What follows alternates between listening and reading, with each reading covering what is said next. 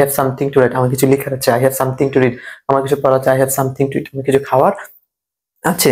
আসসালামু আলাইকুম everyone, welcome back to my channel log in to English with Abdul Das. আজকে হলো আমাদের ফ্রি স্পোকেন কোর্সের নবম ক্লাস নাম্বার 9। ঠিক আছে, সো আজকে আমরা শিখবো যে একটা গুরুত্বপূর্ণ স্ট্রাকচার, সামথিং টু, কিছু করার আছে। যখন আমরা বলি যে, আমরা অনেক সময় বলি যে আমার কিছু পড়ার আছে, আমার কিছু বলার আছে, আমার কিছু শোনার আছে, আমার কিছু লিখার আছে, আমার কিছু পড়ার আছে। এগুলো আমরা বলি আমরা কিছু বলার আছে, আমার কিছু শোনার আছে, আমার কিছু এটা করা আছে, ওইটা করা আছে। এটা আমরা বলতে পারি জাস্ট কি সামথিং টু। যদি বলি যে আমার কিছু বলার আছে, তাহলে কি আই হ্যাভ সামথিং টু বলা, ইংরেজি কি সে, I have something to say.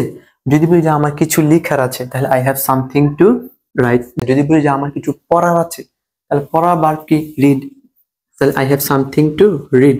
এখন যদি বলি যে আমার কিছু খাওয়ার আছে, তাহলে খাওয়া ভার্ব কি ইট, আই হ্যাভ সামথিং টু ইট। ঠিক আছে, ইট। আমি এভাবে সহজভাবে আপনাদের দেখানোর চেষ্টা করি, যাতে যারা একবার বিগিনার শুরু থেকে শিখতে চায় তাদের জন্য যাতে সহজ হয়ে যায়। এটা একটা বাচ্চাও বুঝবে। ঠিক আছে, মানে এভাবে শিখালে একটা বাচ্চা সহজে বুঝবে যে জাস্ট কি আই হ্যাভ সামথিং টু। যদি কিছু বলার আছে, তাহলে কি ওই ভার্বটা বলবে, যে বলা ভার্ব কি সে, I have something to say. এখন যদি বলি যে আমার কিছু বলার ছিল, আমার কিছু লেখার ছিল, আমার কিছু গাওয়ার ছিল, আমার কিছু শোনার ছিল, সো এটা কি, এটা তো আই হ্যাভ সামথিং টু সে, আমার কিছু বলার আছে। যদি বলি যে আমার কিছু বলার ছিল, তাহলে কি জাস্ট ভার্বের 2 নাম্বার। তো হ্যাভ এর ভার্বের 2 নাম্বার কি had, H A D head. ঠিক আছে, এইচ এ ডি হেড, সবগুলো হেড দিয়ে দিলে কি হয়, আই হ্যাভ সামথিং টু সে মানে আমার কিছু বলার আছে। আর যদি বলি যে আই হ্যাড সামথিং টু সে মানে কি আমার কিছু বলার ছিল। এরপর হলো I have something to write, আমার কিছু লেখার আছে। যদি বলি যে I had something to right, তার মানে কি আমার কিছু লেখার ছিল। এরপর হলো যে আই হ্যাভ সামথিং টু ইট, মানে কি আমার কিছু খাওয়ার আছে।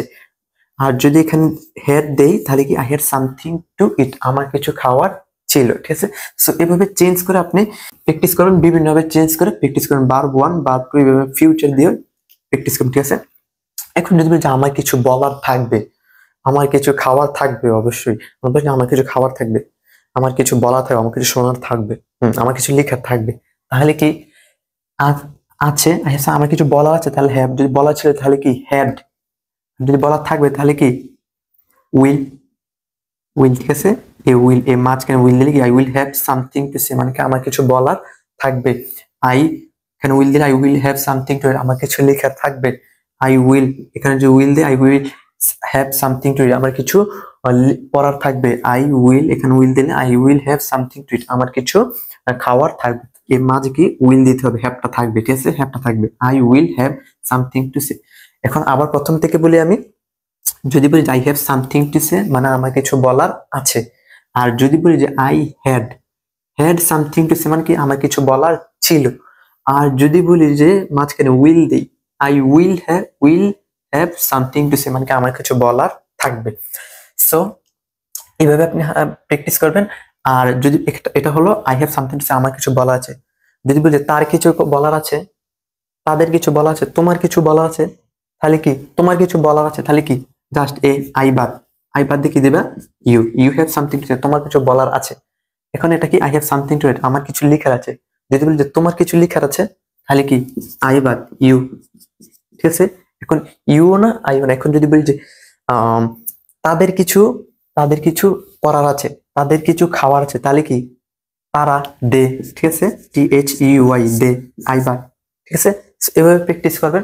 এখানে যদি ইউ না আইও না, ইভেন দেও না। ঠিক আছে, এখন যদি আমরা ইউজ করি যে তার লেখার কথা আছে, তাহলে কি তার কি হি বা সি, তাহলে কি হি এখানে হ্যাভ হবে না, এখানে একটা সমস্যা। হি হ্যাভ হয় না, হি হ্যাজ হয়, হি হ্যাজ। ঠিক আছে, so he has something to read, তার কিছু পড়া আছে। হি হ্যাজ সামথিং টু ইট, তার কিছু খাবার আছে। ঠিক আছে, সো এইভাবে প্র্যাকটিস অনেক ইম্পর্টেন্ট, এটা ভেরি ইম্পর্টেন্ট। সো এটা হলো আমাদের স্ট্রাকচার নাম্বার 11।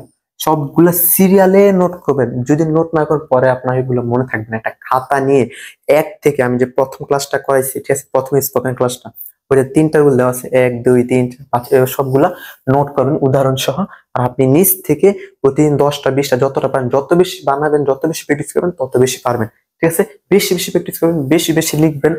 আর এটা হলো আমাদের 11 নম্বর রুল, আর ক্লাস হলো 9 নম্বর, ঠিক আছে। এরপরে আমাদের 10 নম্বর ক্লাস আসবে। সো আমাদের চ্যানেলটি ক্লাসটি কেমন হলো অবশ্যই জানাবেন, আর আমাদের পেজটি ফলো দিয়ে রাখবেন, চ্যানেলটা সাবস্ক্রাইব করে রাখবেন এবং পেজটি ফলো দিয়ে রাখবেন। আমাদের পেজটি হলো 100 ইজি টিচিং, আমাদের চ্যানেলে লিংক দেওয়া আছে, ঠিক আছে। ওইটাতে লিংকে প্রবেশ করে আমাদের ফেসবুক পেজটি ফলো দিয়ে রাখবেন, ঠিক আছে। সো অন্যরাও যারা ইংলিশ শিখতে চায় তাদেরকেও নক করবেন, যে একটা ইউটিউব চ্যানেল আছে, এখানে ফ্রিতে ইংলিশ শিখতে পারবে। তো সবাইকে নক করবেন, বন্ধুদের মাঝে শেয়ার করবেন, যাতে সবাই দেখতে পারে, সবাই উপকৃত হতে পারে, ঠিক আছে।